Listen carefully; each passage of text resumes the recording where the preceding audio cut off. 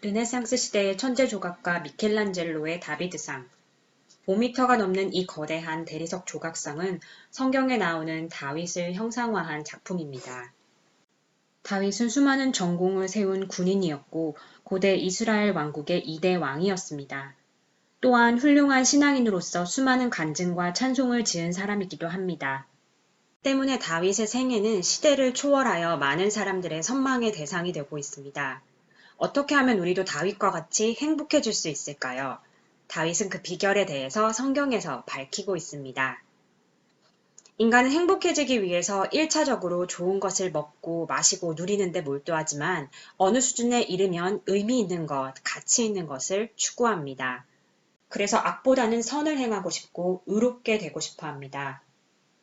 이러한 성향은 하나님이 주신 십계명 앞에서는 이 법들을 지켜서 의롭게 되고 싶은 마음으로 발현됩니다. 누구나 이 십계명의 계명들을 보고 있노라면 내가 이 법을 지키면 내 삶도 참 깨끗해지고 행복해지겠다라는 마음을 갖게 됩니다. 그래서 많은 사람들은 이 법을 지키는 데 초점을 맞춥니다. 그러나 우리가 노력하면 이 법들을 지켜서 의롭게 될 수 있을까요? 그렇지 않습니다. 세상에는 위대한 사람, 정의로운 사람, 선한 사람들이 많습니다. 그러나 이러한 사람들이 하나님이 보시기에 의로운 사람은 아닙니다. 하나님의 기준은 인간의 기준과 다르기 때문입니다. 예를 들어 보겠습니다. 십계명의 6번째 계명은 살인하지 말지니라입니다. 이 계명에 우리 자신을 비춰보면 얼핏 지키고 있는 것처럼 또 앞으로도 지킬 수 있을 것처럼 여겨집니다. 세상이 아무리 험악해졌다고는 하지만 살인이 쉽거나 흔한 행위는 아니니까요. 그러나 예수님께서는 마태복음 5장 21절, 22절에서 이 계명에 대해 설명하시며 형제에게 화를 내거나 욕을 하는 것도 살인과 똑같이 악하다고 말씀하셨습니다. 거룩하고 공의로우신 하나님의 기준에는 미워하는 단순하고 일상적인 행위조차 살인만큼 악하다는 것입니다. 이러한 기준의 차이에 대해 성경은 다음과 같이 말합니다.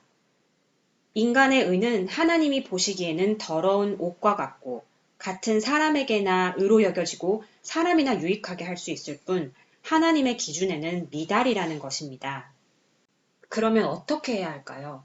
어떻게 하면 의롭고 정결한 마음을 가져서 행복한 삶을 살 수 있을까요?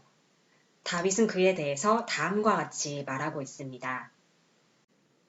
허물의 사함을 얻고 그 죄의 가리움을 받은 자는 복이 있도다.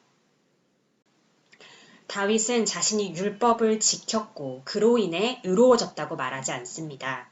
자신은 불법하여 허물이 있고 죄가 있지만 그에 대해 사함을 얻었고 가리우심을 받았으며 이로 인해 복 있는 자, 행복한 사람이라고 말합니다.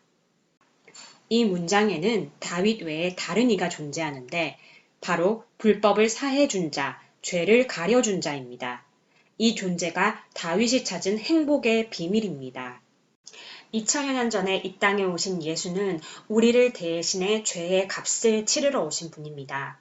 죄인으로 태어난 우리는 스스로를 깨끗하거나 의롭게 만들 수 없고 아무리 노력해도 하나님의 기준을 충족시킬 수 없었습니다. 따라서 우리 앞에는 오직 죄에 대한 형벌, 사망만이 기다리고 있었습니다. 예수님이 십자가에서 죽으심으로 말미암아 우리 죄에 대한 값이 지불되었고 우리는 죄에서 자유롭게 되었습니다. 우리가 의롭게 된 것은 율법을 지키고 의롭게 행했기 때문이 아닙니다. 누군가 우리를 대신해 죄에 대한 값을 치러주었기 때문입니다. 이제 여러분 앞에는 다윗이 만난 구원자가 있습니다. 그 구원자는 여러분의 불법과 죄를 모두 씻었고 여러분이 하나님 앞에 의인으로 설 수 있는 모든 조건을 충족시켰습니다.